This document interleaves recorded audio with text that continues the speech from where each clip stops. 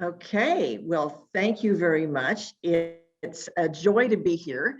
And yeah, I have been a master gardener for a while, and I have always liked trees. In fact, one of the first things I remember learning in school was a poem by Joyce Kilmer. And first of all, I was surprised that Joyce Kilmer was a guy. But then I loved the poem. The first two lines, I think that I shall never see a poem as lovely as a tree. And then the last lines are, poems are made by fools like me, but only God could make a tree. So I've always loved trees and I enjoy learning about them. As Sarah said, I have been a master gardener since 2014. I am a retired United Methodist pastor. I live on a farm near Clearwater and I grew up on a farm near Cheney. So I've been around this area a long time. And this month, my husband Phil and I are celebrating being married 50 years, and we have two grown sons. So we'll get on with it. So why do I love trees? Well, I live in Kansas. It's hot. We like the shade. We live in Kansas. It's windy. We like protection from the wind. Trees can help with those things. And the new thing, carbon sequestration, with all of the concern about climate change. Trees are one of the things that will help us mitigate the issues that we're dealing with. And the slow growing trees, the wonderful old oaks and things like that, those can do a wonderful job of helping with that. Trees can grow food for us. I like food for us. And I grow a lot of fruit trees around our farm. I'm planting more all the time. And I'm realizing that sometimes that fruit I don't always get it. Sometimes the birds get it. The squirrels get it. The raccoons get it. But I'm okay with that too. It's as long as it's out there providing food for somebody. I love trees for their beauty. Now, this is an amazing tree here. And as I looked at this picture, I thought, I wonder if they planted that tree for the beauty or if they planted it to block a view, because trees can do that too. So, because if you're not seeing out of some windows in that building behind it. So when you want to plant a tree, one of the first things for you to do is ask yourself, what do you want it to do? Are you looking for a shade tree? Are you looking for something that will stay evergreen year round? I mean, you could plant an arborvitae, a juniper, a cedar. Most cypress trees are evergreen. You could grow a pine, but one thing to be aware of is that there are no pine trees that are native to Kansas. So we're having some problems with pine wilt and diseases, but pines might be a good choice if we could choose the right one. Do you want to plant a tree for the blooms? A lot of people just fell in love with the Callery pear, and you see them blooming around Wichita now. But we've discovered there's a problem with those. They were not supposed to be able to bear fruit that seeds could grow from to plant to grow new trees, and that hasn't worked out that way. We're starting to have Callery pears grow in our pastures. So maybe some other things you could grow if you want blooms are a crabapple tree or a dogwood or a redwood. Those are some wonderful options. Again, you might want a tree to block a view, or maybe to provide food for, you can grow fruit trees, you can grow nut trees. I'm learning about all kinds of things that I hadn't thought of before. Or maybe you want it to frame your house. That's a good reason to plant a tree. Or maybe you just want a place to hang your hammock. Now, this particular day, it had just rained, and so I wasn't wading out to the hammock, but I could at least look at it. I first want to talk about how trees grow, because that's sometimes an important thing to think about as we're deciding what we want to do with trees. I was taught in grade school that the tree below the ground looked a lot like the tree above the ground. It had the same shape, root system, and so forth. And I have learned that's not so. In this diagram, you can see the tree on the right. The root system is all spread out, goes beyond where the branches of the tree go and cover a very large area and don't go very deep in the ground. It shows most roots of most trees. Now, there are always exceptions, but are only 18 inches below the surface of the ground. So when you're planning on where those roots are going to go, you need to plan for a little bit bigger space than we had originally thought. Then we want to look at a cross section of the tree to talk about the different parts of the tree. Now, we've all seen a slab of a tree and we know, okay, this outside part is the outer bark, and we've heard of the xylem and the phloem. Well, the phloem is the outside part of the tree that carries the nutrients down to the roots of the tree from the photosynthesis that's taken place above. And then there's the cambium, the vascular cambium. I'll talk about that more in a minute. And then we have the sapwood and the heartwood. And you can see here the growth rings. Each ring on a tree represents a year of growth. Well, the xylem is the inner part of the tree, the sapwood. It carries all of the nutrients from the roots of the tree up to the rest of the tree. Whereas the phloem on the outside carries the nutrients from the photosynthesis down to the roots. And the vascular cambium is just a couple of cells thick, very thin layer on the outside of the tree. And that is where it can grow the new wood on the inside of the tree and bark on the outside, and that is how the tree gets bigger around, is the growth that takes place in this very thin layer of the on the outside of the tree. So this is a question all of the master gardeners that are watching tonight have seen this question before. If a tire swing is hanging from a tree branch 3 feet off the ground and the tree grows 6 inches tall every year, how high off the ground will the tire swing be in 10 years?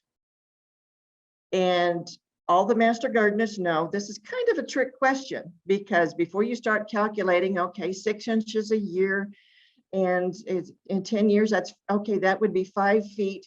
Well, no, the tree branch isn't going to be any higher in 10 years than it is today. That's not how the tree grows. There's basically 2 kinds of growth that we typically see on a tree. The primary growth is from the apical meristems, or the ends of the branches. So that is how the branches get longer, how the tree gets taller. So that's that kind of growth. And then the secondary growth is from the cell division in the cambium. And that's how we get the increase in width and diameter of the trunk. So the trunk gets bigger. And so, yeah, the vascular cambium, remember out here, that's what makes the tree trunk bigger and bigger. And we'll talk about that later when we're talking about caring for trees. Now, when you are choosing a tree for your location, you need to be realistic. You know, I would love to have this tree on our farm, but the fact is, if I planted it today, I wouldn't be around to see it. This tree is 800 years old, and there are 3 tea gardens underneath this tree, and it's in the city of Bursa in Turkey. And that's my husband and our tour guide standing next to it. But you're probably not going to grow a tree like that in your yard. And you're probably not going to grow a tree like this one either. There are palms that grow in Kansas, but they don't look like this. They're very short. Don't look like what we think of as a palm tree. So when you're thinking about choosing a tree for your location, you need to think about how much space you have for a tree. If you only have a small lot, maybe you don't want to grow a tree that's going to grow 80 feet tall. And we have those around here. Trees usually we think of them as being small, which is under 20 feet, medium, between 20 and 40 feet, and large, which is over 40 feet. And I want to refer you to the Sedgwick County Extension Arboretum that we have on the grounds And we have a map that you can go to. You go to sedgwick.kstate.edu and go through the various menus there for gardening and lawn care, and for trees, shrubs, and flowers, and extension arboretum. And then you go to the arboretum map, which is on the left side of the screen, and you're going to come up with something that looks a lot like this. This is the arboretum grounds, and all of these colored dots are part of those 325 trees that Matthew talked about, or that Sarah talked about, that we take care of on the extension grounds.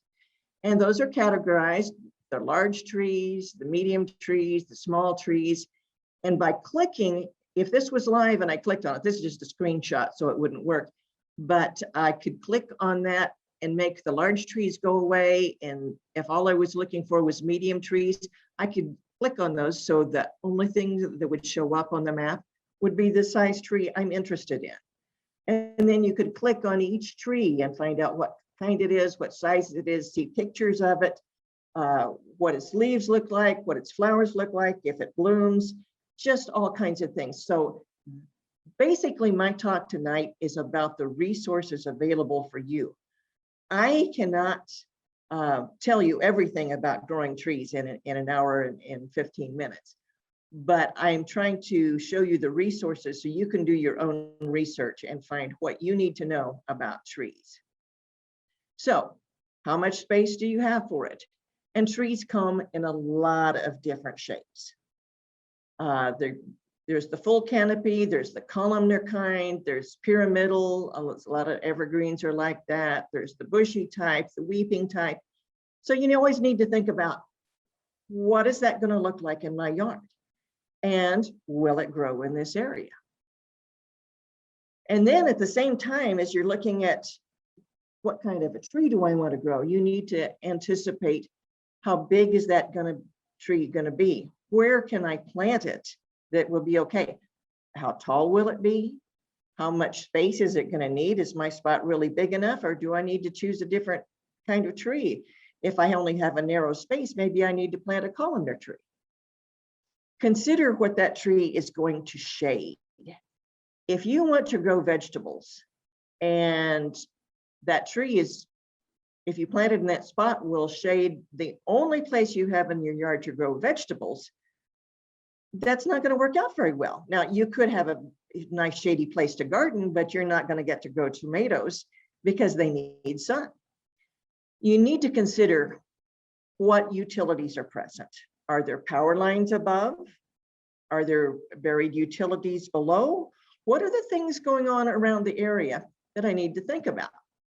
Now, this is a picture of a tree that I can see there could be some potential problems. I don't know just what kind of tree it is, but if it's going to grow to be a very big tree, it's going to get into the utilities, it's going to invade the fence, it's probably going to have branches rubbing against the house.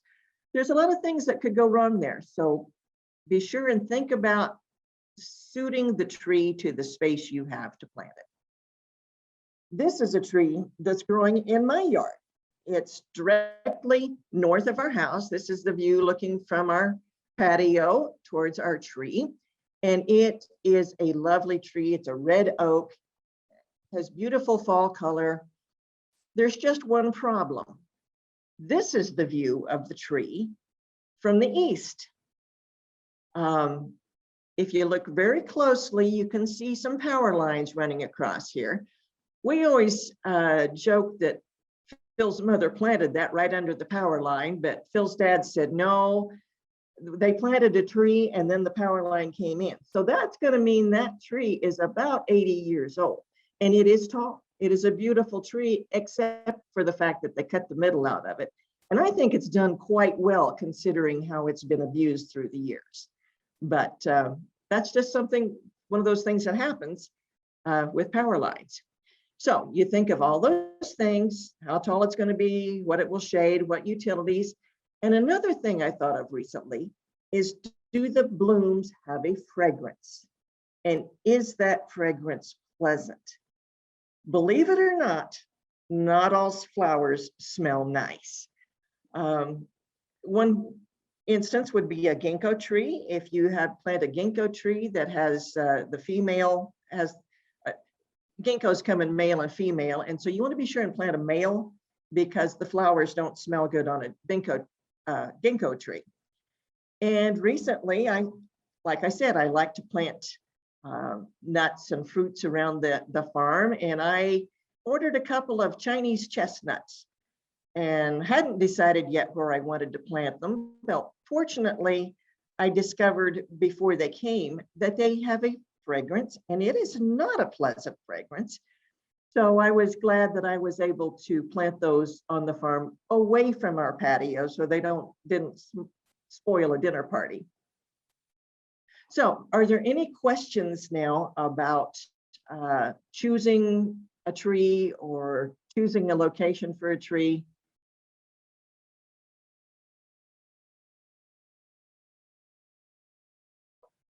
I don't have any questions in the chat box yet. Okay, well, we'll go on then, and if something comes up, we can address it later. That sounds good. So once you have decided on your tree and you know where you're going to plant it, you need to think about planting your tree. Depending on the size of the tree, they can be bare root if they're small. I frequently buy the bare root trees because I want to plant a lot of trees, and the smaller ones are less expensive. Or they can come in a container, or they can be balled and burlapped, and those are the bigger ones. You can almost need a skid steer or something to move those. Or they can be dug by a tree spade. Now, honestly, if they're dug by a tree spade, you are not going to plant them. You're going to have the people who dug them up plant. But this is what the bare roots of a bare root tree are like to look like, something like this. Sometimes the roots are finer. There's a lot of variety depending on what kind of tree you're looking at. But they will look like this. Or they can come in a container like this. And this is a tree that they've taken out, knocked the soil off so they can get a good look at the roots. And that's a good thing to do. But this tree has obviously not been growing in this container a long time, and that's fine. And I'll show you some more in a minute that's how I can tell. This is a balled and burlap tree. And you can see in this photo how they've opened up the burlap and dug down to find the root flare. And that's an important thing to do, whatever size tree you're planting. Because one of the big problems we have with trees is we plant them too deep. It seems like a good idea. Oh, well, I'll plant it plenty deep so it'll get a good start. Well, that isn't necessarily a good idea. You want to dig a hole that's 2 or 3 times larger than the root mass, with room enough for the roots without bending them. So that means sometimes you have to dig a pretty good sized hole or you're going to have to cut off some of the roots because sometimes they extend out quite a ways.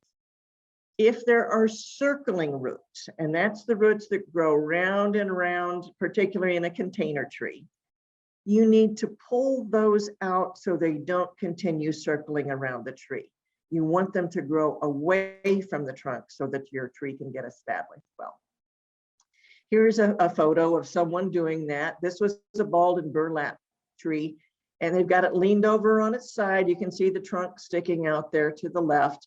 And this guy is pulling out the roots that were starting to circle around so that they can make sure and head those out away from the trees to give the tree a good start. This is the container that I was talking about. This tree has been in this container for quite a while. And so the roots had no place to go except around and around and around. Now, it would be really convenient if we could just dig a hole the size of that container and plop it in.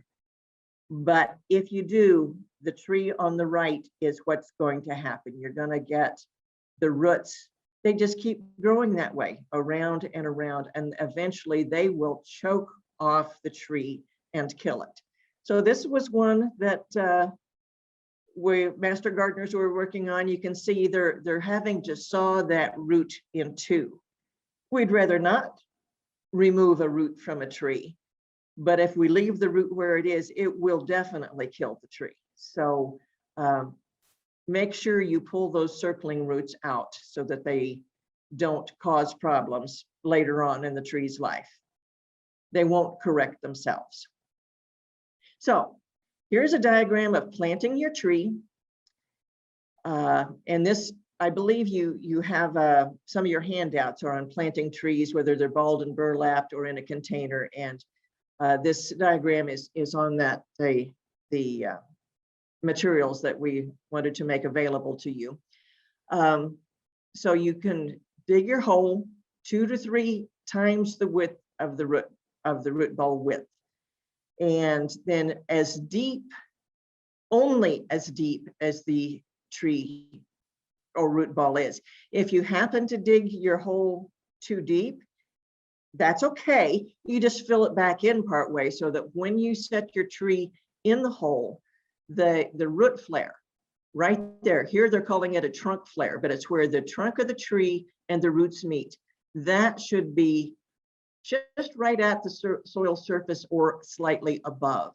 You don't want to bury it deeply. So then you start refilling your hole.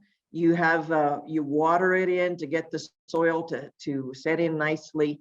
And basically, one thing to think about is a lot of times people want to be really nice to their tree and fill it in with compost and nice soil. You don't want to do that. You just want to put the landscape soil that you dug out back in that location, because the tree is going to have to learn to grow into that soil, whether it's the ideal soil or not. And so you just want to put that soil back in and the tree will find its way out. This soil has been loosened, and so the roots will find their way through it. Yeah, and if there are any circling roots, this talks about either pull it out, prune it out, or it will become a stem girdling root that will cause a problem. And then once you've got all the soil back in and it watered in, then you put your mulch around. So that's just the basics of planting a tree. This says roots need oxygen, so plant shallow.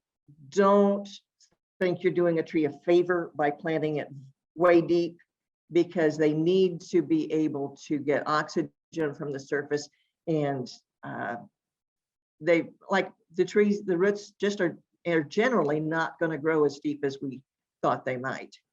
So it says the main root should be within 1 to 2 inches of the soil surface.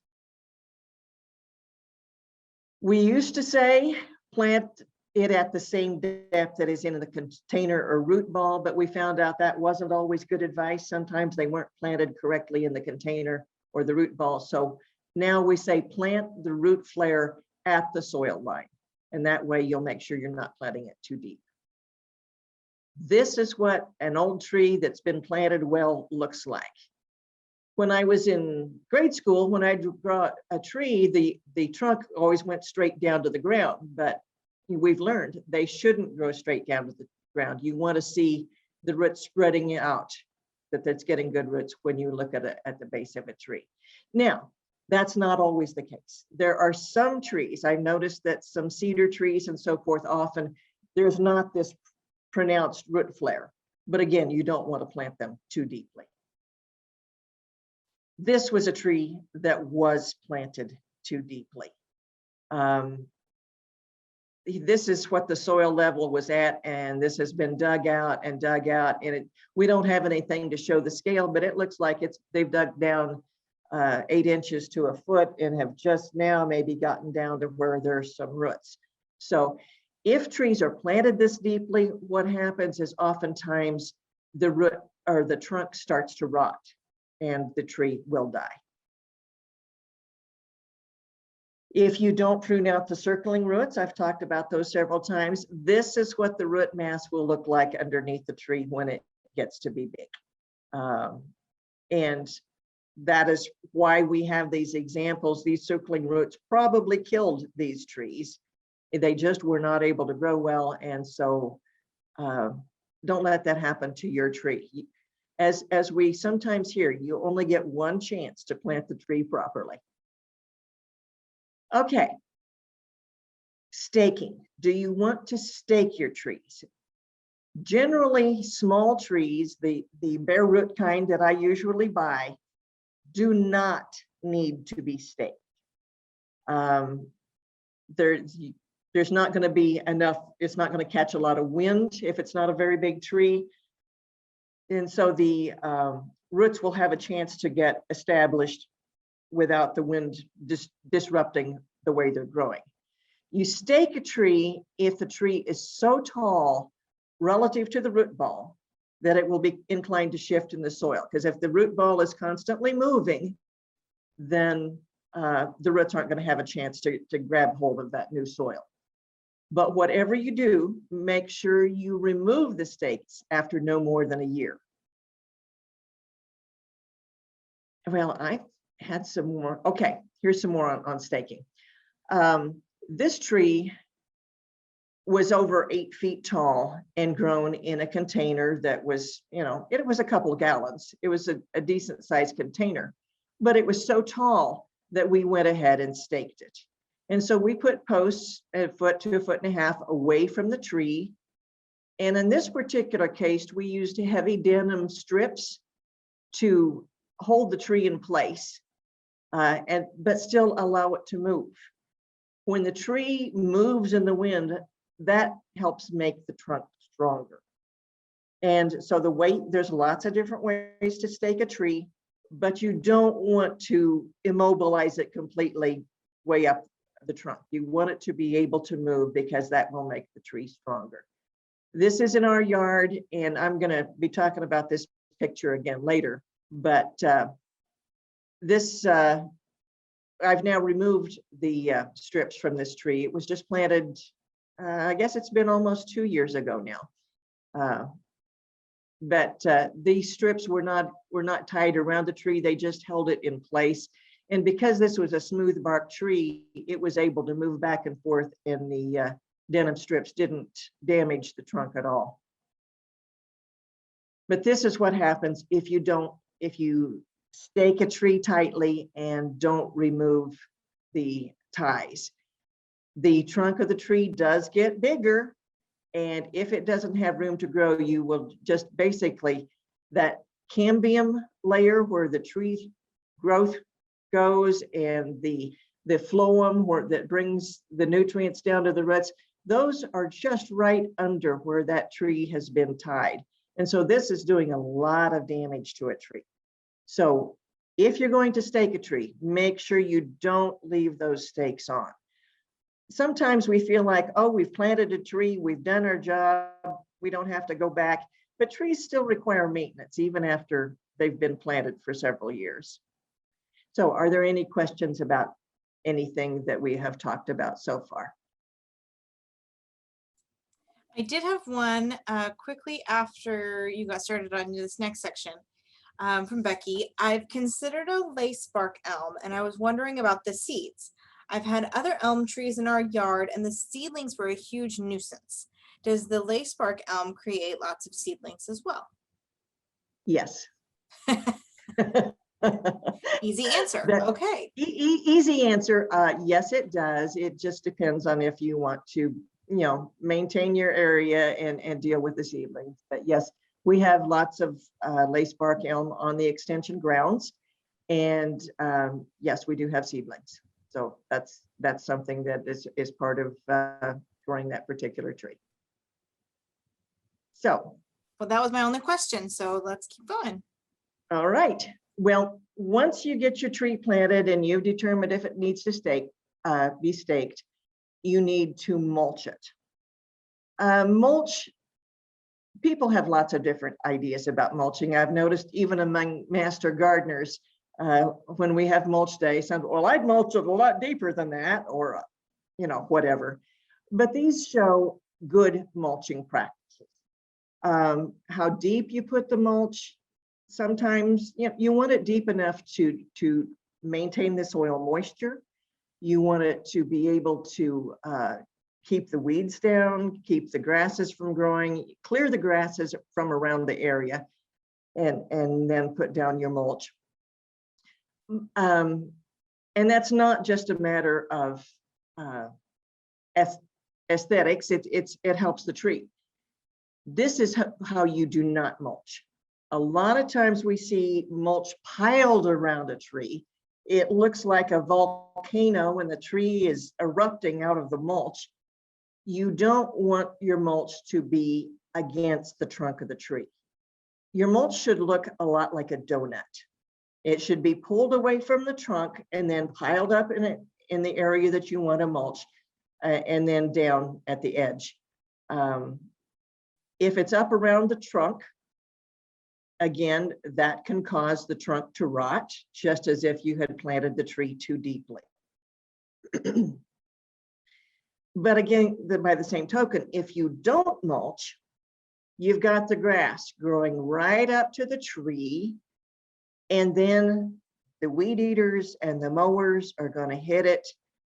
And this is why I referred to how a tree grows. People think, oh, that string on the weed eater's not going to hurt the tree. It's wood. Wood is tough. Well, it's not. It's growing. It's alive. And you can kill a tree with a weed eater. It happens a lot. So this is a lot of the reason we mulch, is just to keep the weed eaters and the mowers away from the base of the tree, so that we don't have this kind of damage. Also, the roots on the left, these are two red bud trees. This is the roots. They were both dug up.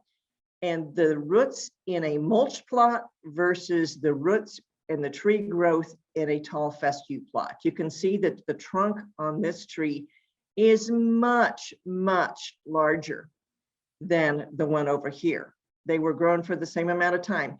So the competition from the fescue stunted this tree. It didn't grow as well. So that's one reason for mulching. But again, if it's done incorrectly, if the mulch is too deep, then again, that can encourage roots to grow into the mulch, and you come back to the stem girdling roots. So the same kind of problem can happen. It's just, you don't want this. You want to mulch, but don't mulch deeply, and keep the mulch away from the trunk of the tree.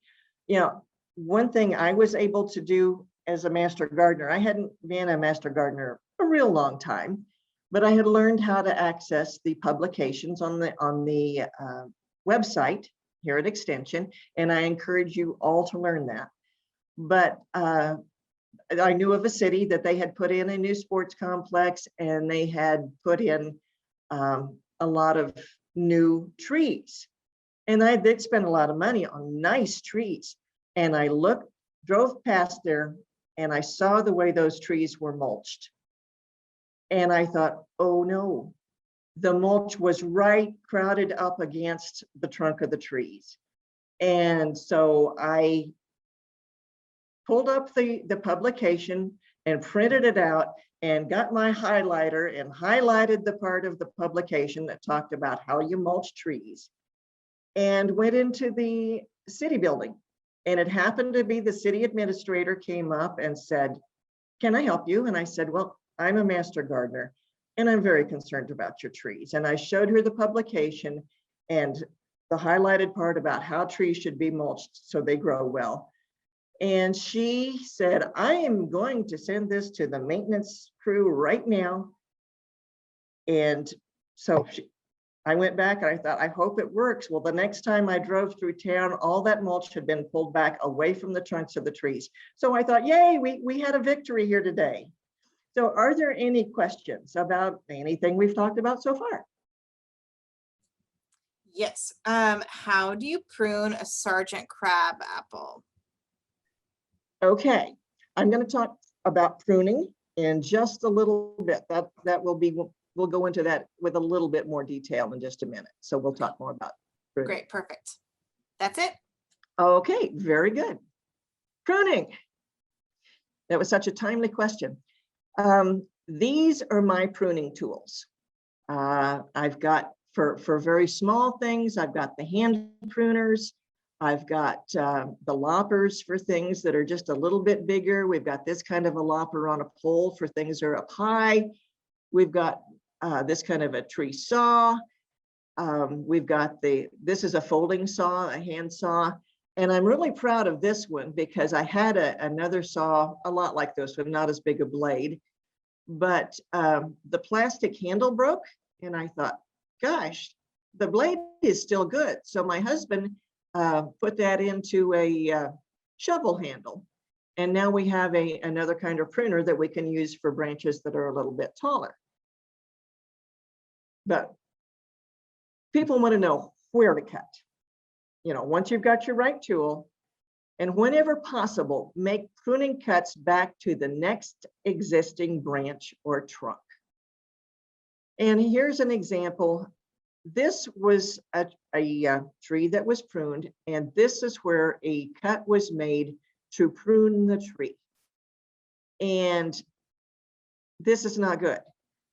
This kind of a stub that's left, the tree can never heal.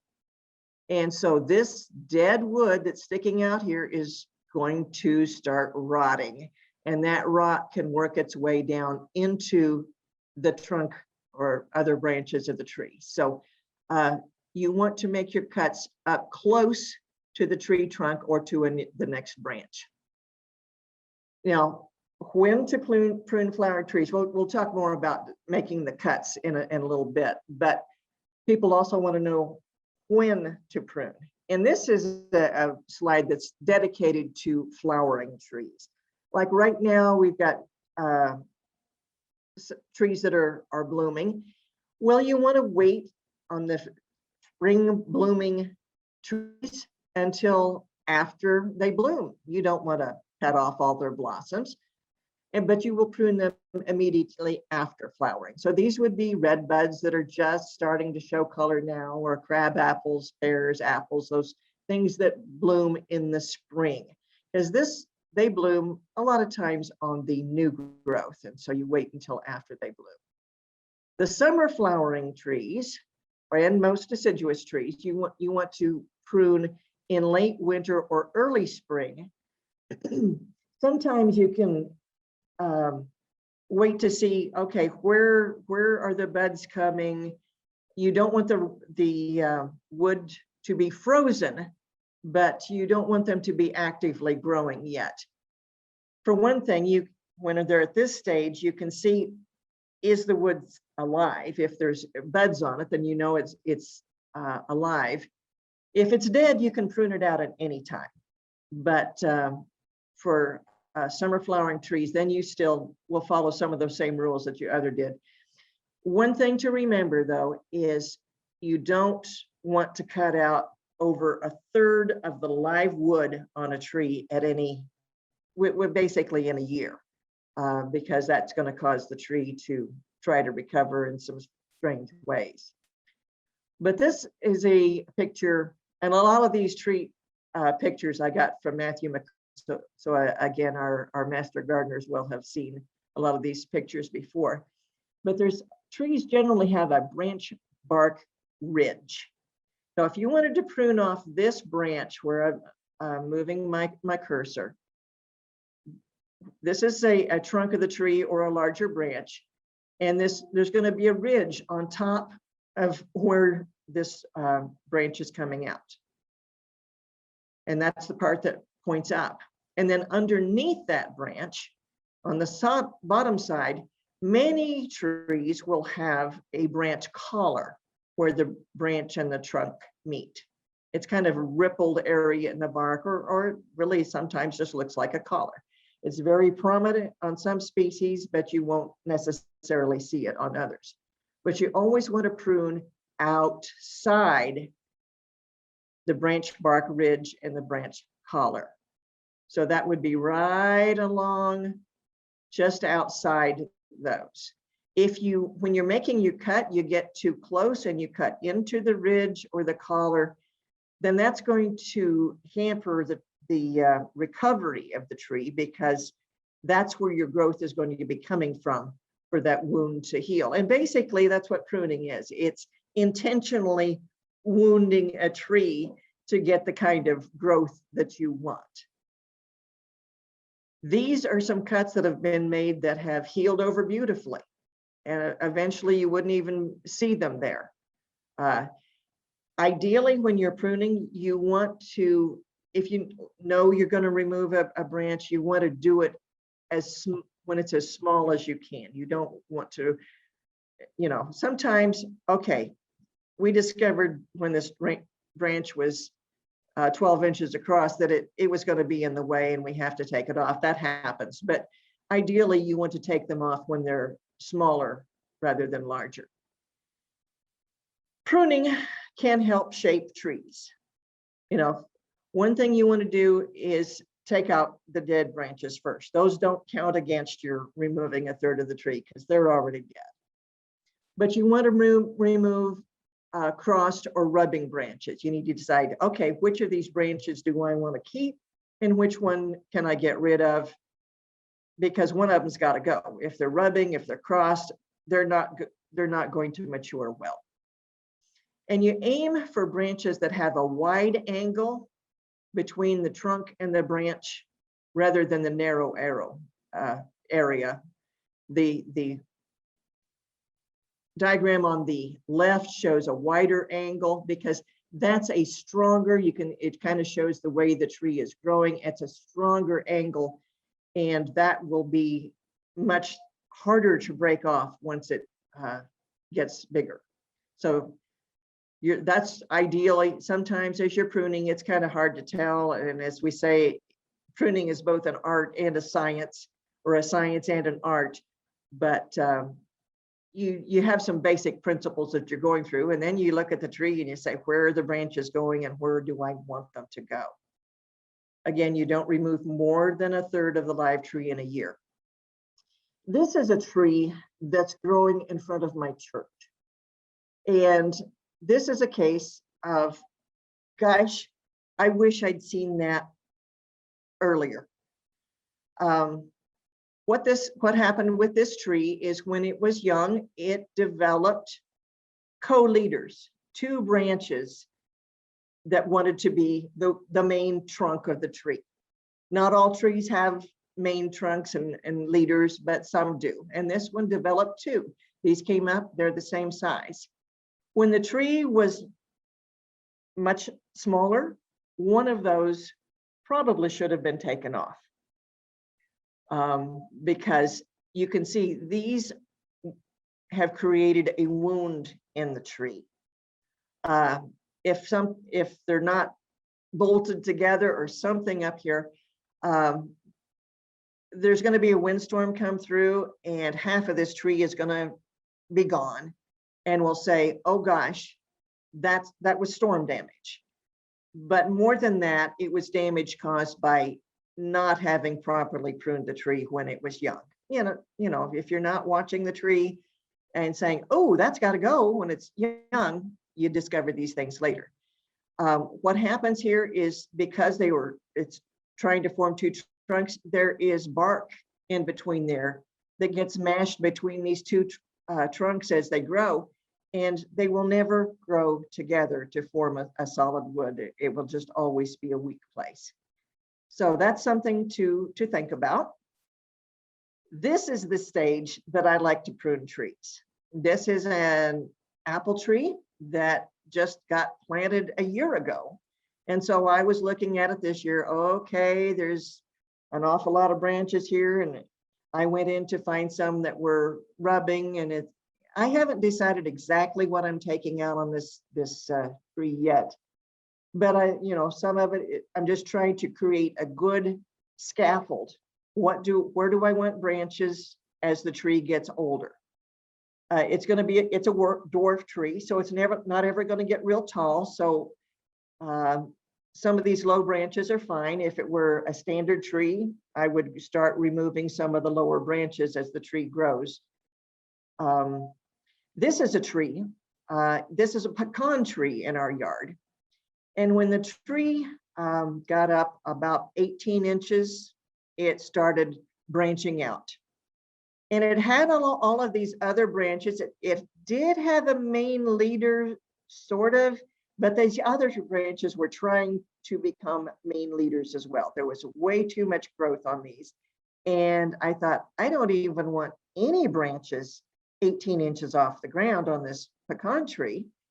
And so what I did is I came in and I just snipped off the ends of these branches.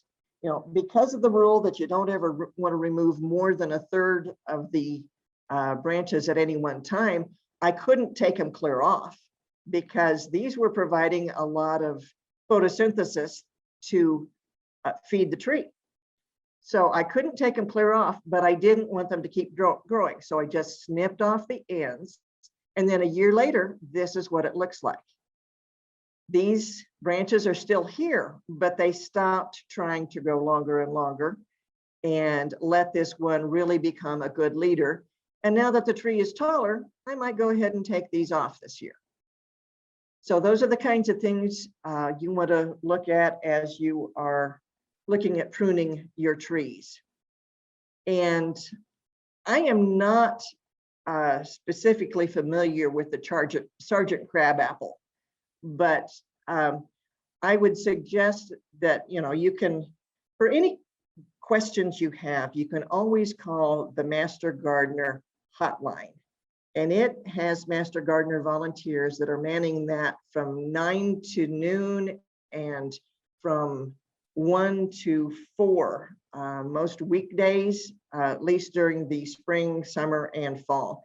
And they can answer your questions regarding specific situations that you have and any specific questions about lots of things regarding gardening.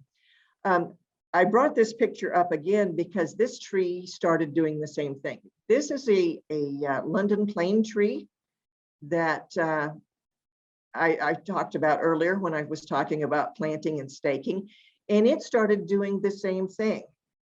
The top started leaning, and that was not a south wind. It was all this growth right here was starting to take off. And it was like, it was just too much trouble to get all those nutrients clear to the top. And so it was putting on way too much growth right here. So I did the same thing. I snipped off the ends of these little branches. And in about 10 days, I could see this tree start to straighten up again. It's like, okay, I'm gonna have to grow tall. So away we go. But pruning does wonders in shaping your trees. So don't neglect that part of it. And also don't be afraid of it. There's lots of publications available. I noticed one that was talking about pruning, extension publication, pruning shrubs and trees. And it was 24 pages. So part of it was shrubs, part of it's trees, but that's something that can be available for you. So other than the specifics of the Sergeant crabapple, are there any other questions? This one is somewhat pruning related. How do you deal with the suckers on crabapple trees? Crabapple trees have suckers, and you just have to keep after them. You keep trimming them off, trimming them off, trimming them off. There are some products called sucker stop or something of that sort. You do not, specifically, do not treat them with a stump killer because that will kill the whole tree. But yeah, crab apples are just very inclined to have suckers, and you just have to keep trimming them off. I've got a crab apple, and that's one of my chores. A couple times a year, we've got silver maples. They have suckers.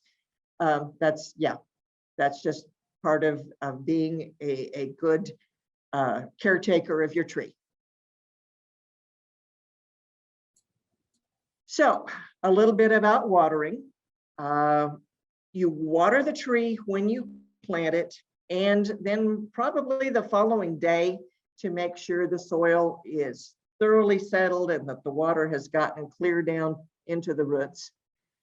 You want to water container grown or balled and burlap trees once or twice a week during the first month, unless it rains or the soil is excessively wet.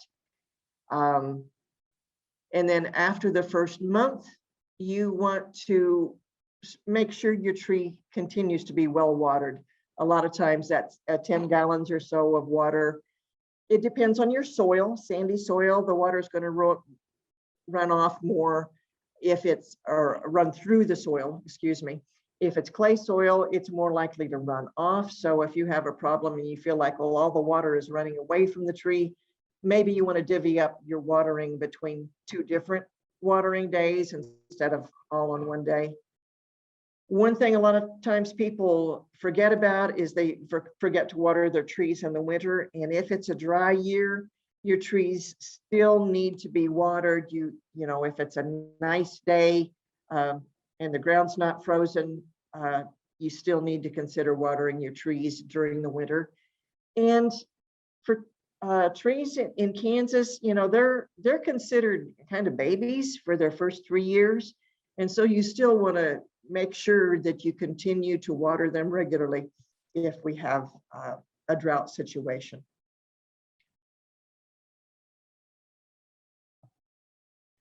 I'll talk briefly about tree wrap to prevent sun scald. If trees have a very thin bark on them, if it's sometimes they're subject to sun scald in the winter. And contrary to what it sounds like, sun scald is not a problem of too much sun. Sun scald is a problem of freezing and thawing. On the southwest side of the tree, the sun will shine on the trunk, and if it's cold and it's, you know, the sap is frozen, well, the sun will warm it up, and then when it freezes again, those cells will rupture. And so that's what sun scald is. It's a problem of freezing and thawing. And so you can use a tree wrap of some sort. This is showing a tan colored tree wrap that just wraps around the trunk. This one over here is a plastic collar. We've used some that almost look like a dryer vent type thing to go around the tree. You don't want to use something that is dark colored, however, because then that's going to encourage it to absorb more of the sunshine. And that's what you want to avoid. Sometimes you're able to avoid the problem of sun scald just by painting the trunk of the tree from the ground up to the first branch, because that's the area that's mostly affected by that. And that's basically all I have other than advice from a tree. Stand tall and proud, go out on a limb, remember your roots, drink plenty of water, be content with your natural beauty, and enjoy the view. And I do, here again is the information about our Master Gardener hotline. The phone number is 316-660-0190, or you can email, it's sgemghotline@gmail.com. That's all one word. And we've got Master Gardeners that even through this pandemic year have been answering questions virtually. They've been answering the phone from their homes and sending out information. So this is a wonderful resource. And I also want you to check out the many other programs that Extension offers. We have our gardening, obviously, but we also have aging and Medicare, food and nutrition, our 4-H program, agriculture, FNEP and SNAP-Ed, which provides nutrition assistance. So you can find out what's going on at the website www.sedgwick.ksu.edu/events. So again, we'll talk all kinds of questions, whatever you have now. All right, well, I do have a couple that have come in. So one of our attendees tonight has a crepe myrtle that was planted last year. It's currently about 3 feet tall. How should they prune it so that it's a little bit more tree-like than bush-like? Crepe myrtles are difficult. Depending on your crepe myrtle, you can try growing it taller, because I have seen some that did very well and got tall. But lately, most of the crepe myrtles I have been exposed to tend to die. A lot of the wood tends to die farther out. And so they just won't get that tree-like. You have to prune out the dead wood and it just doesn't look like a pretty tree. So basically you can, let it go and see how it's growing. But sometimes they just don't, the wood does not grow well, and you have to prune out so much it's going to be more of a bush. Okay, thank you for that. And then do you have any recommendations for what to use to fertilize trees? Any products that you really like? Basically I just use a general fertilizer for my trees. Being on the farm, we don't fertilize, we don't have a nice city yard, I guess is what I'm saying. And so haven't done a lot of fertilizing actually, but when I do, I just try to use a general, like a 13-13-13, kind of the same thing I would use on a lawn.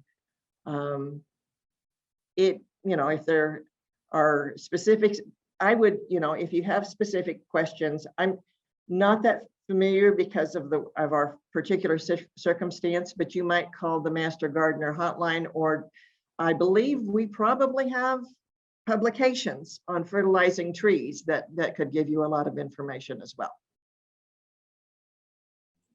Okay, this one is a little bit long, so I'm just going to read it. When we moved into our house, previous owners had a well-developed English ivy around the base of 2 oak trees, approximately 3 feet in diameter. The trees stayed quite healthy and kept grass away like a mulch. I'm thinking the vines kept the grass away like a mulch. About 22 years later, I had to hire lawn mowers for several years instead of mowing it ourselves. They insisted on mowing closer to the trees, including that ivy. After that, the ivy began to grow upward on the bark, which we pulled off to try to grow around the tree again. And the tree began losing limbs afterwards.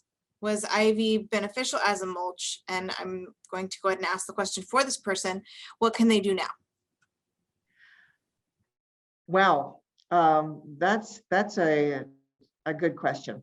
I'm wondering what else might be going on with the tree. It could be related to the ivy, but it could be, I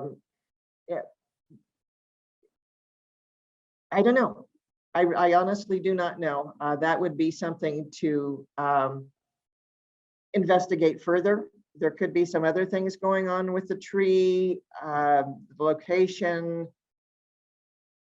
It may or may not be related to the ivy, and I just really can't give you good information on that. And so that's why I say call the Master Gardener hotline. They have an opportunity. They can research it and get back to you with the question if they don't have the answer right there. Do you know if the ivy was beneficial as a mulch? That was their original question. I just added the other one. It sounds like it didn't hurt anything. They used to say don't grow ivy on a tree because it will strangle it, and they have backed away from that. But if it, it may have been beneficial as a mulch, or it could have been in competition.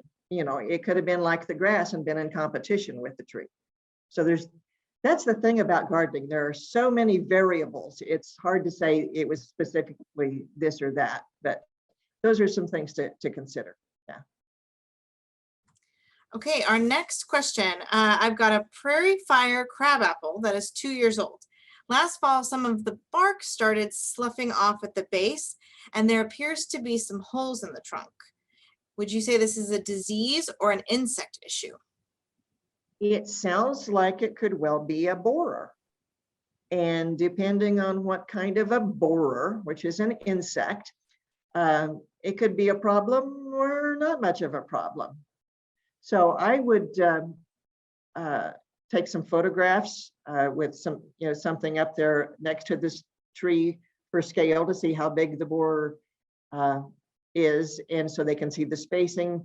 You know, some borers are a big problem and some not so much. So I would say take some photos and send them to the master gardeners, you know, email them, and maybe they can get you a more definitive answer. All right. Next up, we have a large sweet gum tree that creates a nuisance as it drops its spiky fruit everywhere. I can attest to that as well. I've heard that the tree can be sprayed to prevent its fruiting. How effective is that? And might the spray be dangerous to my dogs who play near that tree? As I tend to lean toward more natural things, and yes, the sweet gum balls are a nasty problem. I don't know about any sprays to prevent the balls from forming. I did hear from another master gardener that last year there was a freeze that stopped the sweet gum balls from forming. So that we kind of got a year's reprieve, but that probably won't happen again. But I just don't know about any sprays, about their efficacy, or what other side effects there might be from using a spray. Okay. And then can Japanese dwarf maple branches be grafted? I've had significant limb die off and it's looking pretty bare.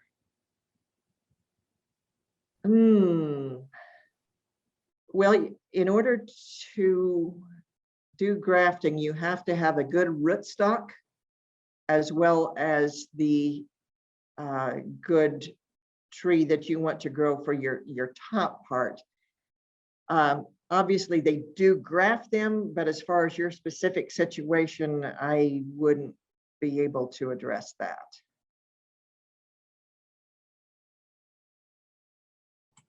Okay, well, that was my last question. Anyone else have any rolling in? Okay, well, if you have any other questions, I'm sure that you can send those to the Master Gardener hotline. Can you share that on your screen again, Donna? I believe I can. Which I think is so interesting that you can take a picture of your particular issue and actually send it to somebody who can help you right then and there. That's so cool. All right. And I believe in your email, you should have also gotten several really interesting and helpful links that the Master Gardeners also sent us to give to you. Yes, I think one of email them. From early? I think we had the Arboretum map available in some of the information, as well as tree planting and watering and so forth. So yeah. So check out those links in your emails for sure. Now there is one question that came in. What is the email from earlier that showed the trees? I don't remember that. Oh, okay. That would be the Sedgwick County, the website. Just Sedgwick County website? Sedgwick County Extension website. All right, let me see if I can find it. And I'll put it in the chat box. Oops. Okay. Yeah, here is, you go to the Sedgwick County Extension, go to sedgwick.kstate.edu, and then you just go through the various menus. You'll on the left side, it will be gardening and lawn care, and then under that, there'll be another menu that shows up, and you click trees, shrubs, and flowers. And then under that will be Extension Arboretum, and then you go to the right side and click on Arboretum map. But I think probably the link that you sent out is an easier way to get there. So either way will work. Okay. Because that shows that map. So you can go to the Extension Arboretum virtually, and then you can go out and wander around and find your tree. And because each of these, when you click on it, has a tree number, and you can go find the tree and find out what that tree actually looks like, and if it's something that you want to plant in your yard.